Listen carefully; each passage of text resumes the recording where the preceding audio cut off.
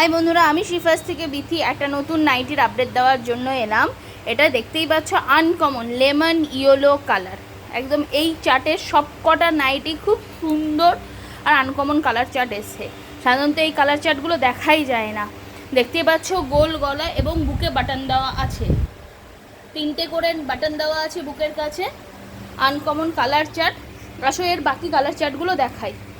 এই দেখো, এটা একটা অরেঞ্জ, এটা একটা বেবি পিঙ্ক কালার, এটা টমেটো কালার, এটা স্কাই কালার। টোটাল 5টা কালারের আনকমন কালার চার্ট।